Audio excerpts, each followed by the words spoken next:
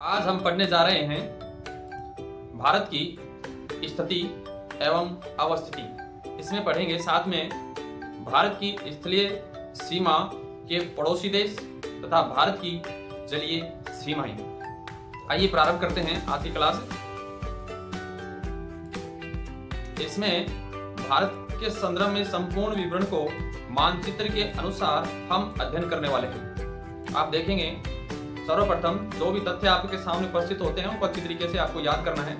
भारत की स्थिति तथा अवस्थिति, इसमें याद रखने योग्य बातें हैं। भारत दक्षिणी एशिया के मध्य भाग में स्थित है। दक्षिणी एशिया में, लेकिन कहां पर है? मध्य भाग में। इसी प्रकार से भारत की आकृति चतुष्कोणीय है, यह आपको याद रखना है, चतुष्कोणीय। भारत का अक्षांश से विस्तार देखते हैं। भारत 8 डिग्री 4 मिनट से 37 डिग्री 6 मिनट उत्तरी अक्षांशों के मध्य स्थित है। देशांतर विस्तार में देखेंगे तो 68 डिग्री 7 मिनट से 97 डिग्री 25 मिनट देशांतरों के बीच में भारत का विस्तार पाया जाता है। यदि लंबाई चौड़ाई की हम बात करते हैं तो आप देखेंगे कि भारत की उत्तरी सीमा से दक्षिणी सीमा के बीच की दूरी 3214 किलोमीटर है। इसी प्रकार से भारत की पूर्वी अंतर्राष्ट्रीय सीमा से पश्चिमी अंतर्राष्ट्रीय सीमा के बीच की दूरी 2933 किलोमीटर है। अभी इसमें आपको ये सभी सुने तथ्य मानचित्र के माध्यम से समझाते हैं। मानचित्र में सर्वप्रथम आप देखिए अक्षांश रेखाओं के बारे में। भारत में अक्षांशीय स्थिति इस प्रकार से अवस्थित है। अक्षांशीय विस्तार भारत का अंतर्राष्ट्रीय मानचित्र के हिसाब से भारत में अक्षांश रेखाएं के अनुसार भारत की अक्षांश रेखा स्थलीय सीमा, जो भारत की अंतिम स्थलीय सीमा है कन्याकुमारी, वहां से होकर जाने वाली अक्षांश रेखा 8 डिग्री 4 मिनट से लद्दाख क्षेत्र के उत्तरी भाग से होकर जाने वाली अक्षांश रेखा 37 डिग्री 6 मिनट तक भारत का अक्षांश विस्तार पाया जाता है। अक्षांश रेखाओं के हिसाब से भारत उत्तरी गोलार्ध में अवस्थित है। अक्षांश रेखाएं क्या होती हैं? भूमध्य रेखा के समांतर, जिस तरह ये समांतर रेखा है, भूमध्य रेखा के समांतर किसी निश्चित कोणीय दूरी पर खींची गई रेखा को अक्षांश रेखा कहा जाता है। अक्षांश रेखाएं हमेशा पूर्व से पश्चिम की ओर समान भूमध्य रेखा के समांतर खींची जाने वाली रेखाएं हैं। अब बढ़ते हैं देशांतर रेखाएं। देशांतर रेखाओं में भारत के पश्चिमी सीमा पर स्थित देशांतर रेखा जो उत्तरी गोलार्ध को दक्षिणी गोलार्ध से मिलाती हैं, भारत के गुजरात क्षेत्र के पश्चिमी भाग से अंतर्राष्ट्रीय सीमा से जाने वाली देशांतर रेखा 68 डिग्री 7 मिनट है। 68 डिग्री 7 मिनट पर स्थित है। जबकि पूर्वी देशांतरीय रेखा भारत की पूर्वी अंतर्राष्ट्रीय सीमा पर स्थित जो म्यांमार से लगती है, वहां पर ये 97 डिग्री 25 मिनट है। इस प्रकार से भारत के अंदर आप आकलन करेंगे तो 68 डिग्री 7 मिनट और 97 डिग्री 25 मिनट के लगभग यहाँ पर 30 देशांतर रेखाएं गुजरती हैं। लगभग कितनी हैं? 30 देशांतर रेखाएं। ये 30 देशांतर रेखाएं इसी प्रकार से 8 डिग्री 4 मिनट से 37 डिग्री 6 मिनट तक भी एनसीईआरटी की किताब में 30 अक्षांश रेखाएं बताई गई हैं। ये अक्षांश रेखाएं 30 देशांतर और 30 अक्षांश रेखाओं का विस्तार यहाँ पर बताया गया है। इसी तरीके से जब देशांतर रेखाओं का विस्तार अधिक होता है तो उस देश का विस्तार पूर्व से पश्चिम दिशा में अधिक रहता है। लेकिन यहाँ पर स्थिति आपके सामने स्पष्ट हो रही है। देशांतर रेखाएं जब हम एक देशांतर को क्रॉस करते हैं तो उसमें क्रॉस करने में हमें 4 मिनट का समय लगता है। इस 4 मिनट के समय के हिसाब से अगर देखा जाए तो भारत में 30 देशांतर रेखाएं गुजर रही हैं। तो 30 देशांतर रेखाएं गुजर रही हैं तो इसमें पूर्वी जो सीमा है, पूर्वी सीमा अरुणाचल प्रदेश, इस अरुणाचल प्रदेश से और पश्चिमी सीमा गुजरात में स्थित है। यहाँ तक 30 देशांतर होती हैं। 30 एक देशांतर पर क्रॉस करने में, एक देशांतर को पार करने में 4 मिनट का समय लगता है। इसके हिसाब से अपने पास में कुल समय हो गया 120 मिनट। अब 120 मिनट जो हो गई हैं तो अपने पास में कुल कितने घंटे हो गए? 2 घंटे हो गए। अर्थात भारत की पूर्वी सीमा अरुणाचल प्रदेश और पश्चिमी सीमा गुजरात, राजस्थान का पश्चिमी क्षेत्र में लगभग 2 घंटे का अंतर पाया जाता है। 2 घंटे का किसमें अंतर पाया जाता है? समय में। अर्थात सूर्य देव यहाँ 2 घंटे पहले उदय होते हैं। कहां पर? अरुणाचल प्रदेश में, और 2 घंटे पहले ही अस्त हो जाते हैं। इसी प्रकार से गुजरात में अर्थात पश्चिमी भारत में सूर्य 2 घंटे बाद उदय होता है और 2 घंटे बाद ही अस्त होता है। तो देशांतर रेखाएं समय निर्धारण में अपना महत्वपूर्ण योगदान देती हैं। इन्हीं से विश्व का समय निर्धारण किया गया है। यदि हम बात करते हैं, अब इसमें देखते हैं मानचित्र में इसकी लंबाई और चौड़ाई। पूर्व से पश्चिम दिशा में दूरी 2933 किलोमीटर है। 2933 किलोमीटर है। ये दूरी पूर्वी सीमा और पश्चिमी सीमा को मिलाती है।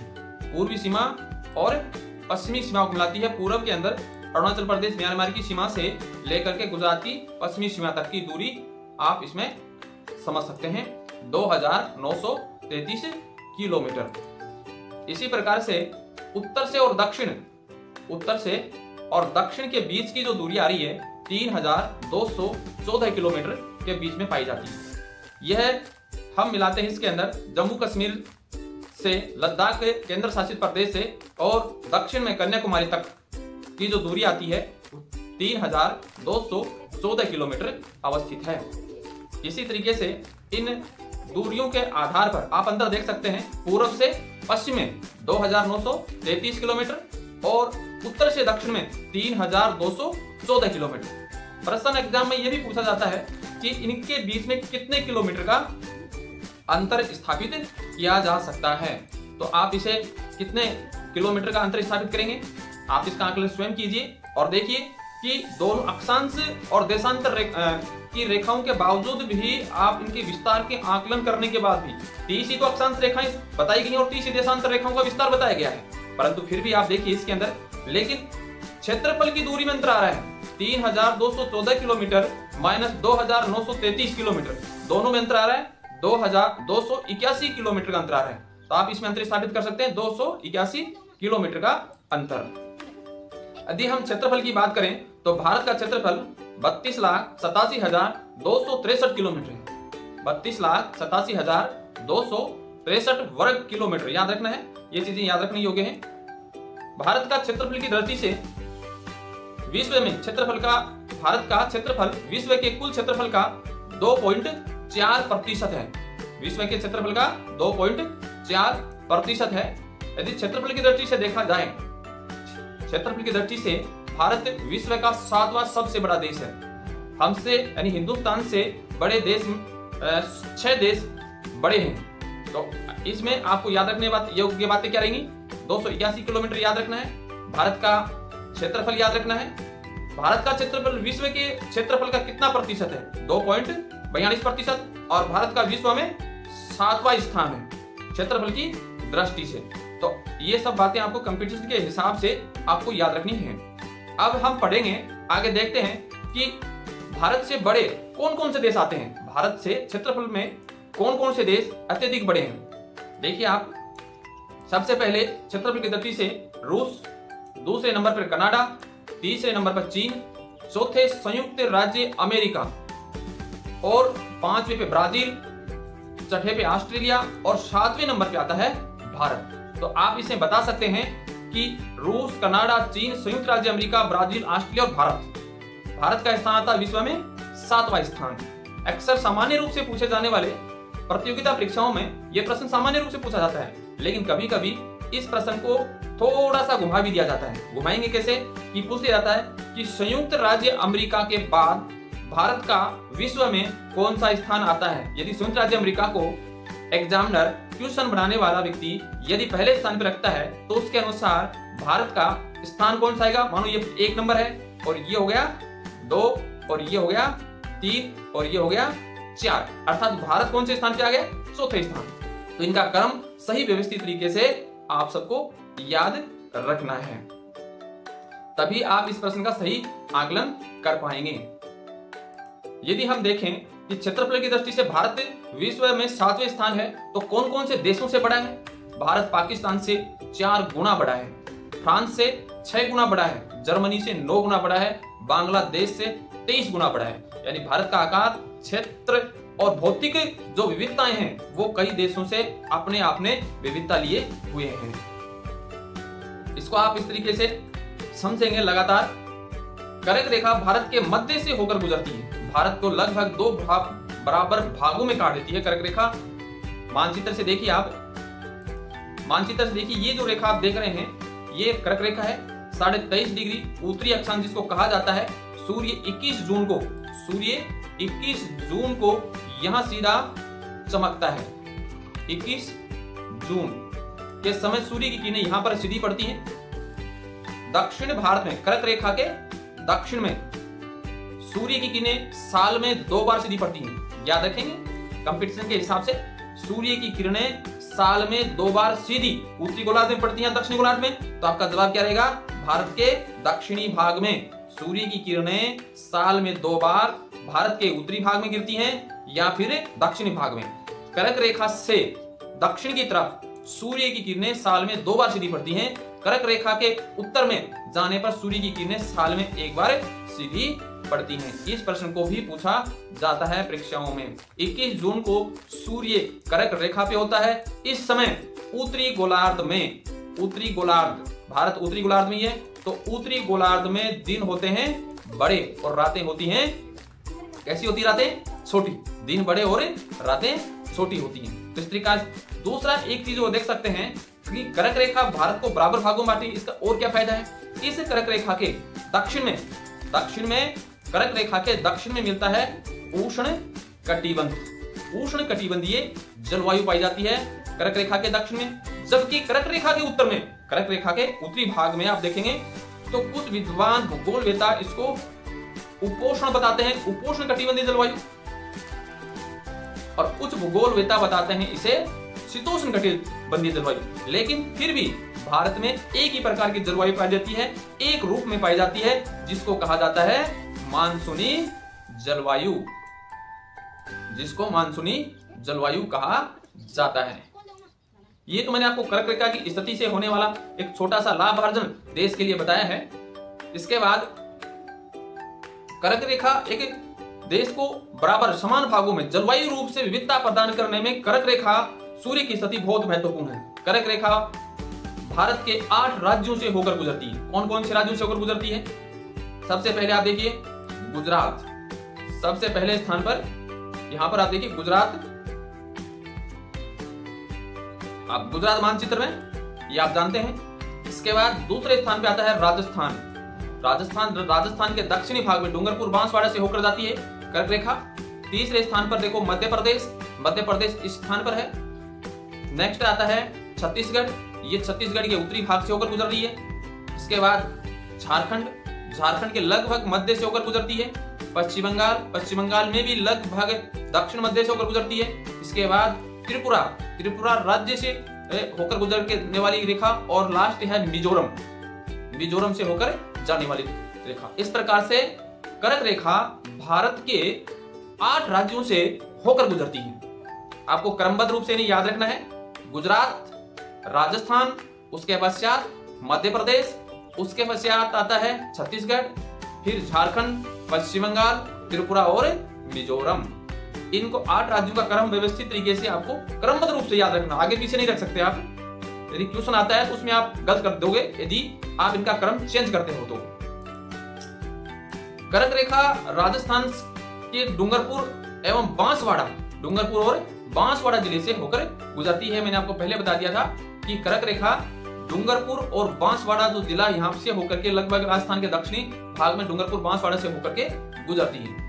कर्क रेखा पर इसके अलावा देश में कई और शहर भी स्थित हैं। कई शहर हैं, जैसे कर्क रेखा पर गुजरात में कौन सा शहर आता है? गुजरात के अंदर गांधीनगर, गुजरात में कर्क रेखा भी स्थित है।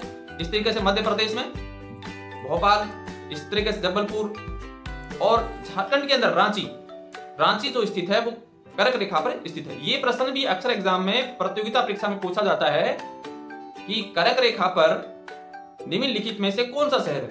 ज्यादातर प्रश्न में रांची के बारे में पूछा गया है, भोपाल के बारे में पूछा गया है। तो कम से कम ये 4 नाम आप सबको याद रखने हैं कि कर्क रेखा पर कौन कौन से शहर पाए जाते हैं, कौन कौन से शहर स्थित हैं। भारत की मानक समय रेखा इंडियन स्टैंडर्ड टाइम के बारे में बताया गया है कि 82.5 डिग्री 30 मिनट पूर्वी देशांतर को भारत का मानक समय देशांतर रेखा निर्धारित किया गया है। भारतीय मानक समय देशांतर रेखा प्रयागराज के नैनी से होकर गुजरती है। गुजरात में प्रयागराज के नैनी से होकर गुजरने वाली रेखा है, जिसको कहा जाता है 82 डिग्री पूर्वी देशांतर। भारत पूर्वी गोलार्ध में है। 0 डिग्री ग्रीनविच रेखा, जो जिसको कहा जाता है 0 डिग्री देशांतर रेखा के पूर्वी भाग में भारत की स्थिति है। 82 डिग्री 30 मिनट पूर्वी देशांतर इसका नामकरण किया गया है। मानचित्र के हिसाब से आप देखते हैं कि भारतीय मानक समय देशांतर रेखा भारत के 5 राज्यों से होकर गुजरती है। जिस प्रकार से कर्क रेखा थी उसी प्रकार से देशांतर रेखा गुजरती है। आप इसके मानचित्र में समझिए, मानचित्र के हिसाब से इसको, कि पहले इसमें देखिए उत्तर प्रदेश, फिर उसके बाद मध्य प्रदेश, छत्तीसगढ़, उड़ीसा और आंध्र प्रदेश राज्यों से होकर गुजरती है। इसको मानचित्र में देखेंगे, यहाँ पर आप रेखा देख रहे हैं जो नीले रंग की है, और यह नीले रंग की रेखा आपको बता रही है कि ये भारतीय मानक समय रेखा है, जिसको 82.5 डिग्री पूर्वी देशांतर कहा जाता है। 82.5 डिग्री पूर्वी देशांतर जिसको कहते हैं। उत्तर प्रदेश सबसे पहले उत्तर प्रदेश से होकर गुजर रही है। फिर उसके पश्चात मध्य प्रदेश की बात करें तो मध्य प्रदेश में से होकर गुजरने वाली जो ये रेखा है, आप इसको देखिए, मध्य प्रदेश के पूर्वी भाग से होकर गुजर रही है। छत्तीसगढ़ राज्य के लगभग मध्य से होकर गुजर रही है।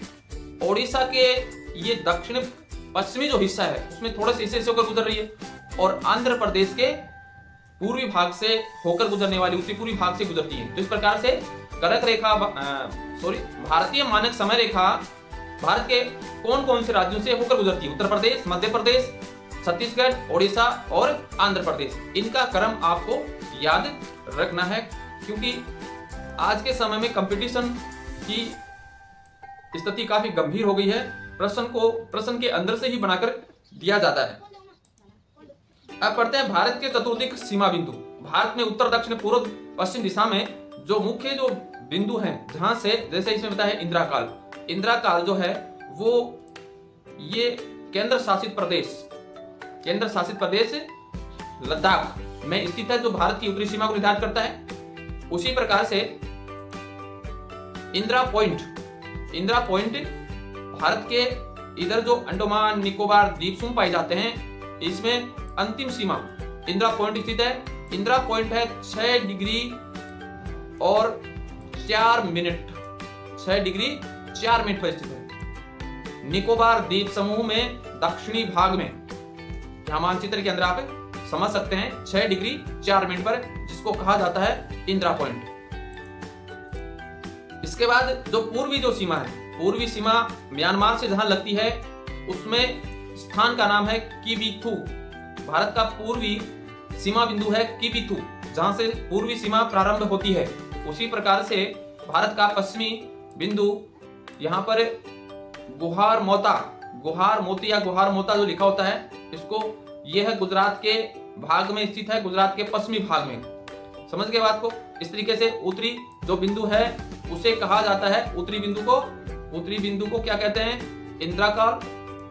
और दक्षिणी जो बिंदु है इसे इंदिरा पॉइंट कहते हैं, पूर्वी बिंदु को किबिथु कहते हैं, और पश्चिमी बिंदु को गुहार मोती कहा जाता है। स्थलीय सीमा के बारे में देखें। भारत की स्थलीय सीमा की लंबाई 15,200 किलोमीटर है। 15,200 किलोमीटर। ये सीमा कौन कौन से पड़ोसी देशों के साथ कितनी कितनी लगती है? कौन कौन से पड़ोसी देशों के साथ कितनी कितनी लग रही है? इसमें आप देखिए, बांग्लादेश के साथ में यह सीमा 4,096 किलोमीटर है। चीन के साथ 3,488 किलोमीटर, पाकिस्तान के साथ 3,323 किलोमीटर, नेपाल के साथ में 1,751 किलोमीटर, म्यांमार के साथ 1,643 किलोमीटर, और भूटान के साथ में 699 किलोमीटर, और अफगानिस्तान के साथ में 106 किलोमीटर है। इस प्रकार से स्थलीय सीमा के साथ में 7 देश जुड़े हुए हैं। 7 देश जो हैं वो स्थलीय सीमा से जुड़े हैं। सबसे अधिक लंबी भारत की अंतर्राष्ट्रीय सीमा कौन से देश के साथ लगती है, तब आप इसमें नाम बताओगे बांग्लादेश। बांग्लादेश के साथ में सबसे अधिक लंबी अंतर्राष्ट्रीय सीमा लगती है। सबसे कम लंबी अंतर्राष्ट्रीय सीमा किस देश के साथ लगती है, तो आप बताओगे अफगानिस्तान। 106 किलोमीटर जो है वो अफगानिस्तान के साथ में लगती है। इसके अलावा इन्हीं 7 देशों का नाम आपको क्रमबद्ध रूप से याद रखना है और इनकी सीमा की लंबाई जो किलोमीटर में दी गई है ये भी आपको अच्छी से याद रखनी है। अब हम इसको मानचित्र के अनुसार यदि पढ़ते हैं, मानचित्र में दर्शाकर आपको बताया जाएगा कि कहां किस प्रकार से कौन से देश की सीमा की कहां लगती है। भारत के पड़ोसी देशों के बारे में ये भारत का मानचित्र है। इसमें सबसे पहले बात करते हैं बांग्लादेश की। तो बांग्लादेश की सीमा से लगने वाले भारत के कौन कौन से राज्य हैं, इसमें देखिए सर्वप्रथम यहां दिया है असम। असम आप जानते हैं, ये असम यहां पर, मेघालय, त्रिपुरा, इधर मिजोरम और यह आता है पश्चिम बंगाल। इस तरीके से बांग्लादेश से 5 राज्यों की सीमाएं लगती हैं। इसे क्रमबद्ध रूप से याद रखेंगे क्योंकि यह भारत की सबसे लंबी अंतर्राष्ट्रीय सीमा है। कौन से देश के साथ में कौन से राज्यों की सीमा लगती है, यह भी एक महत्वपूर्ण है, याद रखना। दूसरे नंबर पे हम पढ़ते हैं चीन के बारे में। चीन के साथ में भारत के पूर्व में भारत चीन की सीमा को शिमला समझौते के तहत मैकमोहन रेखा कहा जाता है। मैकमोहन रेखा कहते हैं भारत और चीन की अंतर्राष्ट्रीय सीमा को कहा जाता है मैकमोहन रेखा कहा जाता है। इसकी लंबाई 1140 किलोमीटर है। इसकी सीमा पर कौन कौन से राज्य स्थित हैं? लद्दाख, हिमाचल प्रदेश, उत्तराखंड, सिक्किम, अरुणाचल प्रदेश, यहाँ राज्य स्थित पाए जाते हैं। मानचित्र के हिसाब से आप देखो, इसके अंदर यहाँ बताया गया लद्दाख, तो लद्दाख की यहाँ इसके पीछे जो स्थान है वो चुक गया है लद्दाख। इसके बाद दूसरे नंबर पर हिमाचल प्रदेश भी इसके पीछे है और उसके पश्चात इसमें उत्तराखंड, सिक्किम और अरुणाचल प्रदेश, ये यहाँ पर राज्य आते हैं जो चीन के साथ लगते हैं। नेक्स्ट आता है पाकिस्तान। पाकिस्तान के साथ में भारत की सीमा में भारत पाक सीमा को रेड क्लिफ कहते हैं। भारत और पाकिस्तान की सीमाओं को किस नाम से पुकारा जाता है? रेड क्लिफ कहते हैं। यह जम्मू कश्मीर, लद्दाख ये केंद्र शासित प्रदेश है। राजस्थान, पंजाब और गुजरात ये राज्य हैं जिनसे पाकिस्तान की सीमा लगती है। इस प्रकार से नेपाल से लगने वाली जो सीमा है उसमें उत्तराखंड राज्य, उत्तर प्रदेश, बिहार, पश्चिम बंगाल और सिक्किम राज्यों की सीमाएं नेपाल से लगती हैं। इसके बाद आता है भूटान। भूटान के साथ में लगने वाली जो सीमा है, भूटान के साथ में कौन कौन से भारत के सीमा लगती है वो देखिए। राज्य में पश्चिम बंगाल, ये जो यहाँ आप देख रहे हो ये सीमा पश्चिम बंगाल की है इस जगह पर। इसी प्रकार से सिक्किम, यहाँ पर सिक्किम स्थित है। अरुणाचल प्रदेश, ये इस क्षेत्र के अंदर आता है अरुणाचल प्रदेश और इस स्थान पर स्थित है असम। और ये जो आप देख रहे हैं ये यहाँ पर है भूटान देश, जो भारत का पड़ोसी देश है। इस तरीके से इसकी सीमाएं भारत से लगती हैं। कौन कौन से राज्य से किस किस की सीमा लगती है वो आपको याद रखना है। अब अफगानिस्तान की बात करते हैं तो भारत अफगानिस्तान की सीमा को डूरंड रेखा कहा जाता है। याद रखना है, भारत अफगानिस्तान की सीमा को डूरंड रेखा कहते हैं, जहां भारत का केंद्र शासित प्रदेश लद्दाख की सीमा लगती है। एक ही देश, इस देश से एक ही राज्य की सीमा लगती है। म्यांमार की देखते हैं, भारत के पूर्वी भाग में म्यांमार से अरुणाचल प्रदेश की सीमा लगती है म्यांमार से यहाँ पर इस तरीके से। उसके बाद नेक्स्ट नागालैंड, मणिपुर और मिजोरम, इनकी सीमाएं लगती हैं किससे?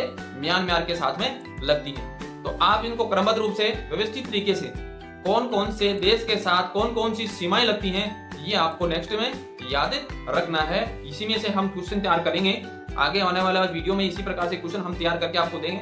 भारत में एक से अधिक देशों की सीमाओं को स्पर्श करने वाले राज्य और केंद्र शासित प्रदेश कौन कौन से आते हैं वो देखिए। सबसे पहले कि भारत की जो अंतर्राष्ट्रीय सीमा है, इस अंतर्राष्ट्रीय सीमा से लगने वाले जो पड़ोसी देश हैं, उन पड़ोसी देशों से भारत के कौन कौन से केंद्र शासित या राज्यों की सीमाएं स्पर्श करती हैं। अब आप इसको थोड़ा सा ध्यान से समझेंगे क्योंकि ये महत्वपूर्ण है, ये प्रश्न भी पूछे जाता है। उत्तर से हम बात करना प्रारंभ करें। उत्तर में जैसे यहाँ लद्दाख है, लद्दाख की सीमा लगती है, एक तो पाकिस्तान से लगती है, एक अफगानिस्तान से और दूसरे नंबर पे लगती है अफगानिस्तान और चीन से। अर्थात इनकी लद्दाख की सीमा लग रही है कितने देशों से? 3 देशों से। इसके बाद आता है मिजोरम। मिजोरम की सीमा लग रही है इधर बांग्लादेश से और म्यांमार से। इसके आते हैं देशों की संख्या 2। इसके बाद आता है असम। असम की सीमा लग रही है बांग्लादेश और भूटान से। यहाँ भी कितने देश आ रहे हैं? 2 देश आ रहे हैं। अरुणाचल प्रदेश की सीमा लगती है किससे? चीन से लगती है, म्यांमार से लगती है और भूटान से लगती है। यहाँ पर देश आते हैं कितने? 3। उत्तराखंड जो है, उत्तराखंड की सीमा लग रही है चीन से, नेपाल से। यहाँ देश कितने आ रहे हैं? 2। पश्चिम बंगाल से सीमा लगती है बांग्लादेश, नेपाल और भूटान की। जो पश्चिम बंगाल भारत का राज्य है, इसकी सीमा 3 देशों से लग रही है, बांग्लादेश से, नेपाल से और भूटान से। 3 देशों से। इसी प्रकार से सिक्किम जो है, इसकी सीमा नेपाल, चीन और भूटान से लग रही है। इसमें भी कितने देश आ गए? 3 देश हैं। 3 देशों से किस किस की सीमा लगती है? देखो, लद्दाख की सीमा 3 देशों से लगती है। इसी प्रकार से अरुणाचल प्रदेश की सीमा है 3 देशों से लगती है। पश्चिम बंगाल की सीमा 3 देशों से लगती है। सिक्किम की सीमा 3 देशों से लगती है। इनको आप मानचित्र के हिसाब से समझेंगे, अच्छे से याद होगा। बार बार रिपीट करने से अच्छे से आपको याद, मानचित्र एक बार समझ में आ गया तो आपको अच्छी तरीके से पूरा का पूरा याद हो जाएगा। इसमें कोई टेंशन वाली कोई बात नहीं है। इसके बाद नेक्स्ट बढ़ते हैं, जलीय सीमाएं। ये इससे पहले तो हमने स्थलीय सीमाओं का आकलन किया था, अब हम यहाँ पढ़ने वाले हैं जलीय सीमाओं के बारे में। भारत की मुख्य भूमि की तटीय सीमा की लंबाई 6100 किलोमीटर है। मुख्य भूमि, इसमें एक बात याद रखनी है, मुख्य भूमि। मुख्य भूमि आपको मैंने बताया था, मुख्य भूमि शुरू होती है कहां से? शुरू होती है मुख्य भूमि शुरू होती है तमिलनाडु राज्य में कन्याकुमारी से 8 डिग्री 4 मिनट से भारत की मुख्य भूमि शुरू होती है। यहां से आपकी स्थलीय सीमा शुरू होती है।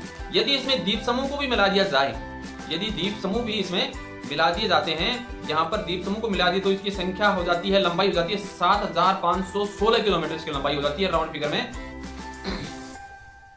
दोनों लंबाई आपको याद रखनी है, इसमें कंफ्यूजन पैदा नहीं करना है। भारत की मुख्य भूमि की तटीय सीमा पर 9 राज्य हैं। ये भी देखो याद करने वाली राय है कि भारत की मुख्य जो भूमि है, इसकी तटीय सीमा पर कितने राज्य हैं? 9 राज्य। और केंद्र शासित प्रदेश स्थित हैं इनकी सीमा पर, वो आपको अच्छी से याद रखनी है। इसके बाद भारत की सबसे लंबी जलीय सीमा गुजरात राज्य से लगती है। भारत की सबसे लंबी तटीय सीमा किस राज्य के साथ लगती है? तो आप नाम बताएंगे। गुजरात की लंबाई कितनी है? 1215 किलोमीटर। उसी प्रकार से गोवा, गोवा जो है वो भारत का ऐसा राज्य है जिसकी जलीय सीमा सबसे कम लगती है 151 किलोमीटर। हम प्रत्येक राज्य के बारे में पढ़ रहे हैं, प्रत्येक राज्य के बारे में आपको समझाते हैं। भारत के मानचित्र से आप समझने की कोशिश कीजिए। देखिए, ये अपने राज्य हैं। इन राज्यवर्ती जो क्षेत्र हैं, इन राज्यवर्ती क्षेत्रों में कौन कौन से राज्य से भारत की जलीय सीमा लग रही है? पहले नंबर पर देखिए गुजरात, इसकी लंबाई सबसे अधिक है जलीय सीमा के क्षेत्र में, गुजरात। फिर दूसरे नंबर पर जलीय सीमा की लंबाई आंध्र प्रदेश, यहां पर स्थित है आंध्र प्रदेश। उसके बाद तीसरे नंबर पे आता है तमिलनाडु, आप तमिलनाडु बताएंगे। नेक्स्ट आता है महाराष्ट्र, यहां पर महाराष्ट्र। केरल, ये केरल है। ओडिशा, इस स्थान पर ओडिशा आता है।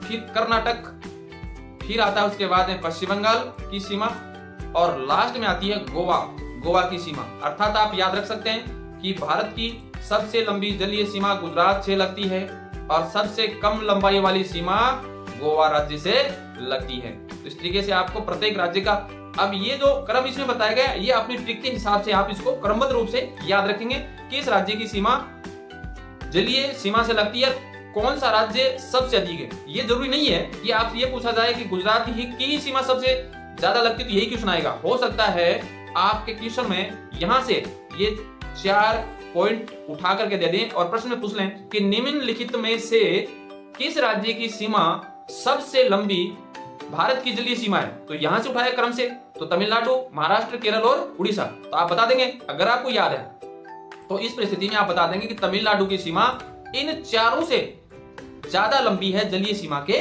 रूप में। हो सकता है आपके लास्ट के 4 दे दी जाए, तो वो तो एग्जामिनर पेपर सेटर के ऊपर निर्भर करता है कि किस तरीके से आपको इसके संदर्भ में क्वेश्चन प्रदान करेगा। जलीय सीमा आप याद रखेंगे। इसके बाद में जो केंद्र शासित प्रदेश हैं, केंद्र शासित प्रदेशों के बारे में आप देखिए। यहाँ से केंद्र शासित प्रदेशों की सीमाएं सबसे लंबी किसकी लगती है? अंडमान निकोबार द्वीप समूह। अंडमान निकोबार द्वीप समूह की सबसे लंबी सीमा है लक्षद्वीप, उसके बाद पुदुचेरी और उसके बाद दमन द्वीप। ये भारत के 4 केंद्र शासित प्रदेश हैं जिनकी जलीय सीमा लगती है। केंद्र अंडमान निकोबार द्वीप समूह, इधर लक्षद्वीप, दमन द्वीप के क्षेत्र और पुदुचेरी भारत में 4 स्थानों पर स्थित है। इस तरीके से इनकी सीमाएं भारत से लगती है। तो केंद्र शासित प्रदेश और राज्यों की सीमाओं को आप अच्छी तरीके से याद कर लेंगे। इसके बाद हम नेक्स्ट देखते हैं। नेक्स्ट में भारत के जलीय पड़ोसी कौन कौन से? जैसे स्थलीय पड़ोसी थे उसी प्रकार से यहाँ पर जलीय पड़ोसी भी हैं। तो जलीय पड़ोसी के अंदर आप यहाँ समझते हैं भारत और जैसे श्रीलंका भारत का सबसे महत्वपूर्ण जलीय पड़ोसी तो है, जो सब जानते हैं प्राचीन समय से जिसका काफी ऐतिहासिक महत्व रहा है, अपने धार्मिक ग्रंथों से रामायण से जिसका संबंध रहा है। भारत की जलीय सीमा में हिंद महासागर में स्थित पाक जल संधि। अब पाक जल संधि किधर है? ये जो यहाँ पॉइंट लग रहा है, यहाँ से ये पाक जल संधि का चित्र आता है। आदम ब्रिज, ये जो भारत और श्रीलंका को जोड़ने वाला जो ब्रिज बना हुआ है, श्री राम ने जिसका निर्माण किया था, वो आदम ब्रिज है। तमिलनाडु श्रीलंका के मध्य में स्थित है। पमन द्वीप इसी ब्रिज पर स्थित है। रामेश्वरम स्थित है, इसी ब्रिज पर रामेश्वरम तीर्थ स्थल स्थित है। और आदम ब्रिज के उत्तर में पाक की खाड़ी, पाक की खाड़ी मैंने आपको बताया था अभी, पाक जल डमरू। और दक्षिण में मन्नार की खाड़ी, ये जो इसका भाग आता है दक्षिण वाला इस क्षेत्र में, यहाँ पर स्थित है मन्नार की खाड़ी। मन्नार की खाड़ी आप बताएंगे इसमें, ये स्थान पर मन्नार की खाड़ी स्थित है। थोड़ा सा इसको बड़ा करके मैं बता रहा हूं। यहां पर है पाक जल डमरू और इस स्थान पर है मन्नार की खाड़ी। ठीक है, इसको मानचित्र में अच्छी तरीके से समझ लेंगे। इसके बाद भारत के और भी पड़ोसी देश हैं, जैसे भारत इंडोनेशिया। तो भारत इंडोनेशिया जैसे हम पढ़ते हैं, भारत का ग्रेट निकोबार, इंडोनेशिया का सुमात्रा द्वीप, ये दोनों के मध्य में ग्रेट चैनल द्वारा विभाजित है। अब ग्रेट चैनल, अब प्रश्न में आता है कि इंडोनेशिया और भारत को या निकोबार, भारत की ग्रेट निकोबार को विभाजित करने वाले चैनल का क्या नाम है? तो आप क्या बताएंगे? Great channel. उसको आप नाम देंगे ग्रेट चैनल नाम देंगे। ये जैसे यहाँ पर भारत के द्वीप समूह जो पाए जाते हैं इन क्षेत्रों में, यहाँ से एक गैप आता है, उस गैप के बाद में इंडोनेशिया, सुमात्रा, जावा, ये द्वीप समूह यहाँ से प्रारंभ हो जाते हैं। इसके बाद आता है मालदीव, भारत का पड़ोसी देश। मालदीव जो है भारत के लक्षद्वीप, लक्षद्वीप जो द्वीप समूह पाए जाते हैं इस स्थान पर के समूह में मिनिकॉय द्वीप, यहाँ पर एक मिनिकॉय द्वीप है लक्षद्वीप के दक्षिणी भाग में, से 8 डिग्री चैनल द्वारा, यहाँ से 8 डिग्री अक्षांश रेखा गुजरती है, यहाँ से ऐसे 8 डिग्री अक्षांश रेखा गुजरती है, उससे मालदीव अलग होता है। इधर मालदीव है और इधर आता है मिनिकॉय द्वीप जो लक्षद्वीप का भाग है। दोनों के बीच में अक्षांश रेखा है जिसका नाम है 8 डिग्री। ये 8 डिग्री अक्षांश रेखा इन दोनों को अलग कर देती है, आपको ध्यान रखना है। इसके बारे में थोड़ा सा और पढ़ते हैं अपन। भारत में जो स्थलीय भूमि है, स्थलीय भूभाग हैं, उनको कौन से चैनल के द्वारा अलग किया जाता है, वो भी आप इसमें देख सकते हैं। कौन कौन से चैनल हैं? जैसे मालदीव और मिनिकॉय के मध्य मैंने बताया था अभी 8 डिग्री चैनल। ये इंपॉर्टेंट चीजें हैं जो एग्जाम कंपटीशन की एग्जाम के लिहाज से महत्वपूर्ण है। लक्षद्वीप और मिनिकॉय के बीच में 9 डिग्री चैनल द्वारा विभाजित किया जाता है। अंडमान, छोटा अंडमान और कार निकोबार के मध्य 10 डिग्री चैनल इसको विभाजित करता है दोनों को। इसी तरीके से इंडोनेशिया और कार निकोबार के मध्य ग्रेट चैनल इसे विभाजित करता है। तमिलनाडु और श्रीलंका के मध्य में पाक जल डमरू विभाजित करता है। दक्षिणी अंडमान, लघु अंडमान को डंकन पास अलग करता है। इस प्रकार से इनके बीच में एक प्रदेश से दूसरे प्रदेश के बीच में विभाजित करने वाला जो चैनल है या खाड़ी है, स्टेट है, उनको आप याद रखेंगे। इसके बाद में नेक्स्ट, अब इसके बाद हम अगली कक्षा में विभिन्न प्रतियोगिता परीक्षाओं में पूछे गए भारत की स्थिति और अवस्थिति से संबंधित प्रश्नों को वन लाइनर क्वेश्चन के रूप में पढ़ेंगे। वन लाइनर क्वेश्चन के बारे में पढ़ेंगे। और भारत के भौतिक प्रदेश भी मैंने आपको इसमें पहले एक वीडियो डाला हुआ था, आप उसमें पढ़ सकते हैं अच्छी तरीके से। और देखिए, यदि आप इसमें और रुचि रखिए पढ़ने के प्रति, आपको अच्छी से अच्छी क्वालिटी की वीडियोस इसके अंदर मिलेंगे। First grade, second grade, third grade, या राजस्थान या देश में किसी भी ज्योग्राफी से संबंधित जितने भी कंपटीशन के एग्जाम है, सभी कंपटीशनों में इसमें से प्रश्न आते हैं। उसी को ध्यान में रखते हुए सारे क्वेश्चन मैं तैयार कर रहा हूँ। उसी को ध्यान में रखते हुए हमारी टीम जो है ये मैटर तैयार करके और इस वीडियो आपके लिए